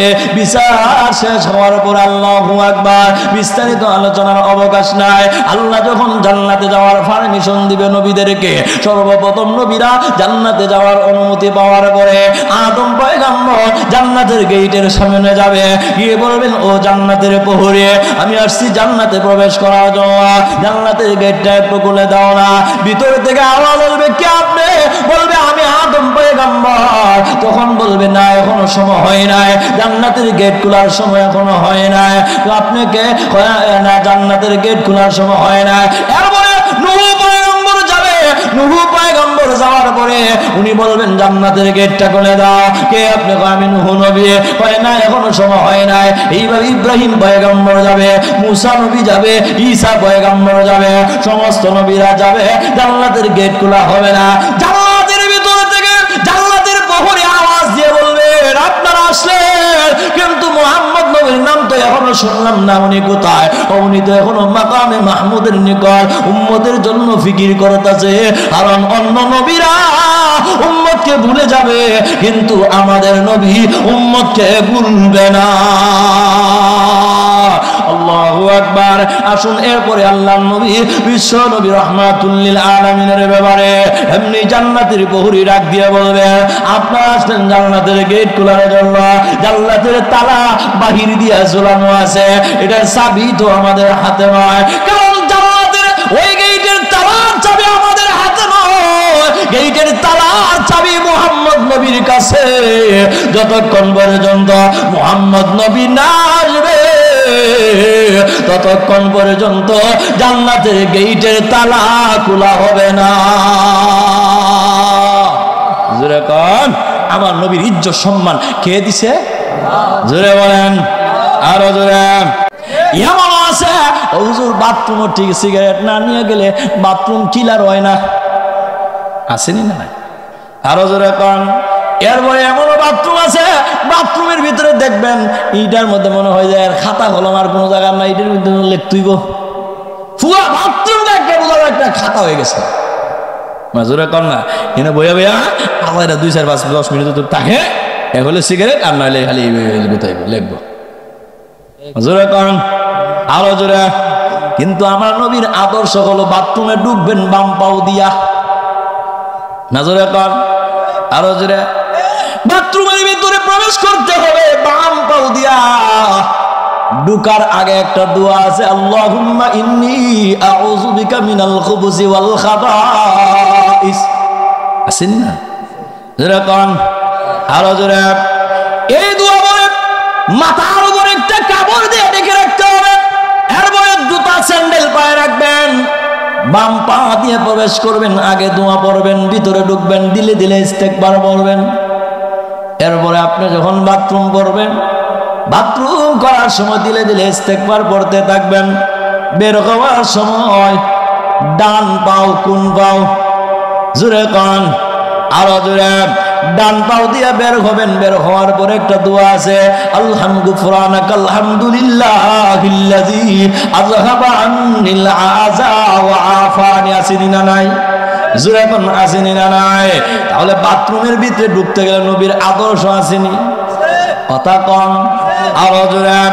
এইভাবে যখন আপনি বাথরুমের ভিতরে আপনি যখন নবীর আদর্শ মেনে নবীর আদর্শ ফলো করে যখন আপনি বাথরুমের ভিতরে প্রবেশ করবেন, আগে পরে দোয়া পড়বেন, এরপরে প্রত্যেকটা কাজ যখন আপনি নবীর আদর্শ মান্য করবেন, যতক্ষণ পর্যন্ত বাথরুমের ভিতরে থাকবেন নিজের প্রয়োজনীয় কাজ আপনি সারবেন। আল্লাহু আকবার। বাথরুম আটকায় রাখার জিনিস নয়, আটকানো যায় নয়। আপনার নিজের প্রয়োজনে আপনি বাথরুম করলেন, যতক্ষণ বসে থাকলেন শুধুমাত্র নবীর আদর্শ অনুসরণ করলেন। আদর্শ অনুসরণ করার কারণে আমার আল্লাহ করো দুনিয়ার মানুষ শোনো, যতক্ষণ পর্যন্ত তুমি বাথরুমে থাকলা ততক্ষণ পর্যন্ত ওই সময়টা আমি আল্লাহ ইবাদতের ভিতরে শামিল করে দিলাম।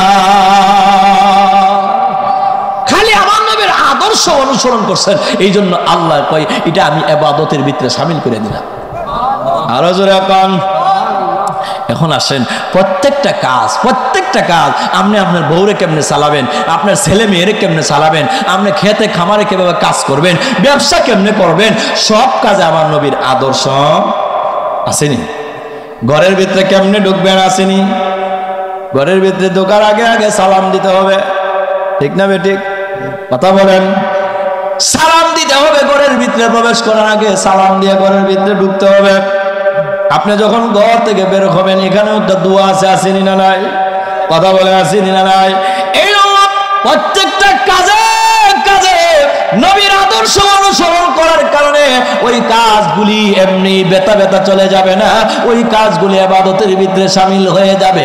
এবার আসেন নবীর আদর্শ অনুসরণ করার কারণে আল্লাহ আপনার কর্মটাকে ইবাদত বানায়া দিবে। আল্লাহু আকবার। জোরে কোন, আল্লাহু আকবার। আপনার কর্মটাকে আল্লাহ ইবাদত বানায়া দিবেন। এখন আসেন আমার আল্লাহ বলেন নবী গো তাদেরকে জানায়া দেন তারা যেন আপনার অনুসরণ করে। অনুসরণ করলে আল্লাহ বলেন আমি প্রথমত 2টা পুরস্কার তাদেরকে দিব। জোরে কন্যা, কয়টা পুরস্কার? ঘুরে বলেন, আরো জোরে। দুইটা পুরস্কার। প্রথমত আল্লাহ আমার আয়াতের শেষ অংশে আল্লাহ বলতেছে, জোরে কন্যা সুবহানাল্লাহ,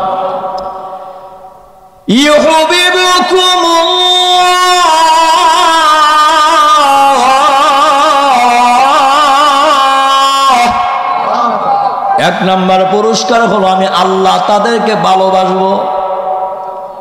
জোরে কন্যা সুবহানাল্লাহ, আরো জোরে। কে ভালোবাসবে? আল্লাহ বলেন, দুনিয়ার উম্মতা, দুনিয়ার মানুষের শোনো, যারা আমি আমার নবীর আদর্শ অনুসরণ করবে, অনুসরণ করার কারণে আমি আল্লাহ দুইটা পুরস্কার তাদেরকে দিব। এক নাম্বার হলো আমি আল্লাহ তাদেরকে ভালোবাসবো। আরো জোরে। আল্লাহ যদি ভালোবাসে, এই লোকের আর কোনো চিন্তা আসেনি? কথা বলেন, কোনো চিন্তা নাই। জোরে কন্যা সুবহানাল্লাহ, আরো জোরে কম। এক নাম্বার হলো আমি আল্লাহ তাকে ভালোবাসবো। দুই নাম্বার হলো আল্লাহ বলেন, ও দুনিয়ার মানুষ, ও আমার বান্দা বান্দিরা শোনো, দুই নাম্বার হলো আমার নবীকে ভালোবাসার কারণে, নবীজির আদর্শ অনুসরণ করার কারণে দুই নাম্বার পুরস্কার হলো ওয়ায়াগফির লাকুম যুনুবাকুম, আমি আল্লাহ তোমাদের জীবনের সমস্ত গুনাহ মাফ করে দিব। দুই নাম্বার পুরস্কার হলো আমি আল্লাহ তোমাদের জীবনের সমস্ত গুনাহ মাফ করে দেব। দুইটা পুরস্কার। এটা কে দিবে? আল্লাহ। কেন দিবে? আল্লাহ কয় আমার দুইটা গুণ আছে, আয়াতের শেষে দিয়ে বলতেছেন, আল্লাহু গফুরুর রহিম। এক নাম্বার গুণ হলো আমি আল্লাহ গাফুর, আমি আল্লাহ গাফফার, আমি আল্লাহ ক্ষমাশীল। জোরে কন্না সুবহানাল্লাহ, আরো জোরে কান। দুই নাম্বার গুণ হলো রহিম, আমি আল্লাহ রহিম, দয়ালু, আমি আল্লাহ দুইটা গুণ। এক নাম্বার হলো গাফফার, আমি আল্লাহ ক্ষমাশীল। দুই নাম্বার হলো আমি আল্লাহ দয়ালু, আমি আল্লাহ রহমান। এই দুইটা গুণ দিয়া আমি আল্লাহ আমার বান্দাকে দুইটা পুরস্কার দিব। এক নাম্বার হলো আমি আল্লাহ ভালোবাসবো, দুই নাম্বার হলো আমি আল্লাহ তার জীবনের গুনাহ মাফ করে দেব। এরপরে আমি আল্লাহ গুনাহ মাফ করায়া আমি আল্লাহ এখানে রাখবো না, আমি আল্লাহ অন্যত্র। আল্লাহ বলেন এরপরে আমি আল্লাহ তিন নাম্বার আরেকটা পুরস্কার দেব, ইন্নাল্লাযীনা আমানু ওয়া আমিলুস সালিহাত কানাত লাহুম জান্নাতুল ফিরদাউসি নুজুলা। আল্লাহ বলেন তিন নাম্বার পুরস্কার হিসাবে আমি আল্লাহ আমার বান্দা বান্দিকে জান্নাতুল ফিরদাউসের মেহমান বানায়া দিব। আমাদের আজকের আলোচনার সার মর্ম হলো, আলোচনার মূল যে বিষয়টা হলো আল্লাহর নবীকে অনুসরণ করতে হবে। কাকে? কথা বলেন, কাকে? নবীকে অনুসরণ করতে হবে। আর নবীজি অনুসরণ করলে আল্লাহ আমাদেরকে পুরস্কার দিবে দুইটা। প্রথমত এক নম্বর হলো আল্লাহ আমাদেরকে ভালোবাসবে, দুই নম্বর আল্লাহ আমাদের জীবনের গুনাহ মাফ করায় দিবে। জোরে কোন সুবহানাল্লাহ। তিন নম্বর আল্লাহ আমাদেরকে জান্নাতুল ফেরদাউসের মেহমান বানায় দিবে। যাইতে চাই কি চাই না? কথা বলেন, জান্নাতে যাইতে চাই কি চাই না? আরো দূরে বলেন, চাই কি চাই না? তো জান্নাতে যদি আমরা যাইতে চাই, নবীর আদর্শ বাদ দিতে হবে। কথা বলেন না কেন? নবীর আদর্শ বাদ দেওয়া যাবে? নবীর আদর্শ অনুসরণ করতে হবে। নিজের প্রত্যেকটা জীবনের প্রত্যেকটা কাজে নবীর সুন্নতটা আবার ফলো করতে হবে। পারবো তো ইনশাআল্লাহ? পারবো তো ইনশাআল্লাহ?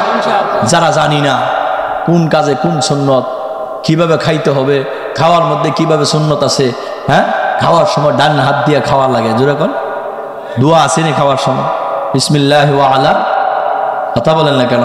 ভুইলা গেলে বিসমিল্লাহ আউয়ালাহু ওয়া আখিরা আসেনি না নাই? এরপরে খাওয়ার শেষে দোয়া হইল আলহামদুলিল্লাহিল্লাযী আত'আমানা ওয়া সাকানা ওয়া জাআলানা মিনাল মুসলিমিন। আসেনি না নাই? কথা বলেন, আসেনি না নাই? এটা কার আদর্শ? নবীর আদর্শ। জোরে কোন সুবহানাল্লাহ, আরো জোরে কোন না সুবহানাল্লাহ। এরপরে আপনি ঘুমাইতে যাবেন, সেখানেও আমার নবীর আদর্শ আছে। আসেনি না নাই? কথা বলেন, আসে নাই? দোয়া আছে, আছে না? আল্লাহুম্মা বিসমিকা আমুতু ওয়া আহইয়া। এগুলো আমাদের নুরানি মাদ্রাসাগুলোতে পড়ায়, যেরকম ঠিক না বেঠিক? আমরা ছোট মনে করি মাদ্রাসাগুলারে, কিন্তু এগুলাই একটা মানুষের ব্যক্তি জীবন যেভাবে সুন্দর হবে, যেভাবে যেই জিনিসগুলো প্রয়োজনীয়, যেইগুলো না শিখলে মুসলমান দাবি করা যায় না, এগুলাই ছোট মাদ্রাসাগুলোতে প্রথম শিক্ষা দেয়। কথা বলেন না কেন? কথা বলে এখন আসেন, এরপরে আপনি ঘুমাইতে গেছেন, দোয়া পড়ছেন, ডান কাঁধে শুইছেন, পাগুলি ঠান্ডা এইভাবে দোলা করে আপনি ঘুমাইছেন, এরপরে আপনি আস্তে আস্তে আস্তে দোয়া পড়তে পড়তে দুরূদ শরীফ পড়তে পড়তে ঘুমাই গেছেন। ঘুমটাও একটা ইবাদত হয়ে গেছে, যেরকম সুবহানাল্লাহ। ঘুমাই গেছেন, এই রুহুটা আপনার ভিতরে আল্লাহ ইচ্ছা করলে নাও দিতে পারে, আবার আল্লাহ রুহুটা ফিরাইয়া দিছে, যেরকম না সুবহানাল্লাহ। ঘুম থেকে উঠছেন, উঠার পরে আপনি এখন আবার কি করবেন? দোয়া পড়তে হবে, পড়বেন না? ঘুম থেকে ওঠার সময় একটা দোয়া আছে না নাই? আলহামদুলিল্লাহিল্লাযী আহইয়ানা বা'দা মা আমাতানা ওয়া ইলাইহিন নুশুর, আছে না নাই? জোরে কোন আছে না নাই? এই জন্য আসুন, আপনি যখন ঘুম থেকে ঘুমাবার সময় ঘুমের আগে এশারের নামাজটা জামাতে আপনি আদায় করলেন, এরপরে আপনি যখন ঘুমাইলেন, আল্লাহর রাসূল বলেন, ও উম্মত শুনিয়া রাখো, শুনিয়া রাখো, এশারের নামাজ তুমি জামাতের সাথে পড়ার কারণে অর্ধেকটা রাত্রে তাহাজ্জুদে দাঁড়ায়া তাহাজ্জুদ নামাজ পড়ার সওয়াব তোমার আমলনামায় আমি আল্লাহ দান করে দিব। কিসের কারণে? শুধুমাত্র এশারের নামাজটা জামাতে পড়ার কারণে। এরপরে অর্ধেক রাত, এরপরে যখন আবার মুয়াজ্জিন মসজিদ থেকে আযান দেয়, হাইয়া আলাস সালাহ হাইয়া আলাল ফালাহ, আস-সালাতু খায়রুম মিনান নাওম, ঘুম থেকে নামাজ ভালো, এইভাবে যখন আবার মুয়াজ্জিন মসজিদ থেকে ডাক দেয়, কম্বলটা সরায়া শীতের কনকন কুয়াশায় ঠান্ডা পানি দিয়ে উযু করিয়া মসজিদের দিকে আপনি চলে গেলেন, যে ফজরের 2 রাকাত ফরজ নামাজ আদায় করলেন। আল্লাহ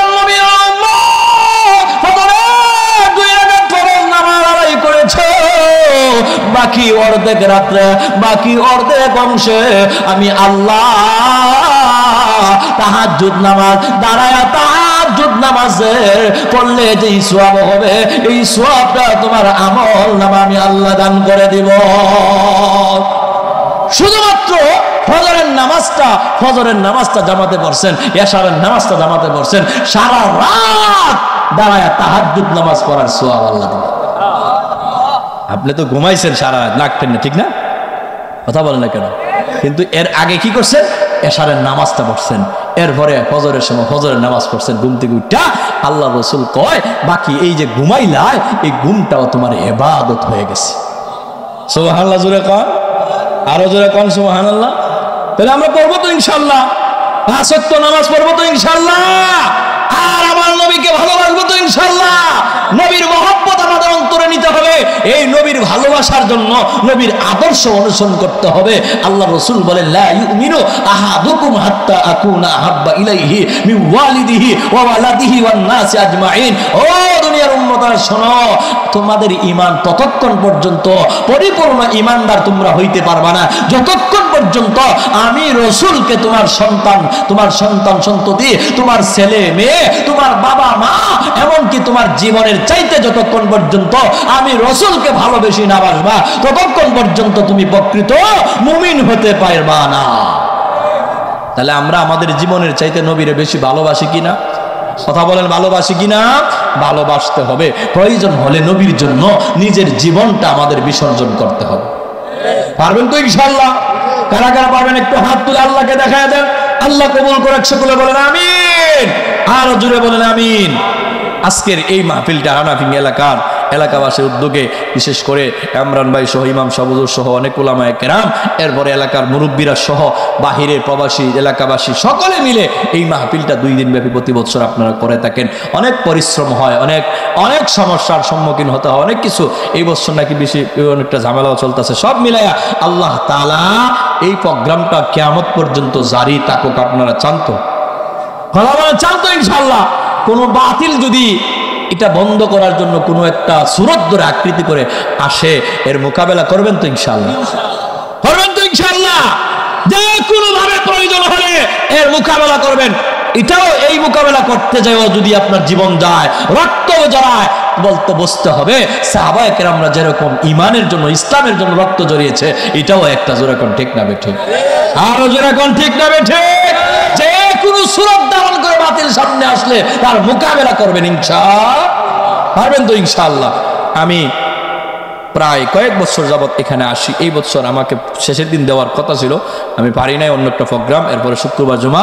আমি আজকে অনেক ক্লান্ত, অসুস্থ শরীর নিয়ে আপনাদের সামনে যে ভাঙ্গা চূড়া গলায় যে কথাগুলা বললাম, আল্লাহ তাআলা যেন আমাদের সকলকে নবীর প্রকৃত আশিক, নবীর ভালোবাসা যেন আমাদের প্রত্যেকের অন্তরে আল্লাহ তৈরি করে দেন এবং নবীর আদর্শ মেনে যেন আমাদের জীবন যাপন করতে পারি। আল্লাহ যেন তৌফিক দান করেন। সকলে বলেন আমিন। ওয়া আখিরু দাওয়ানা আনিল হামদুলিল্লাহি রাব্বিল আলামিন। দোয়া আগে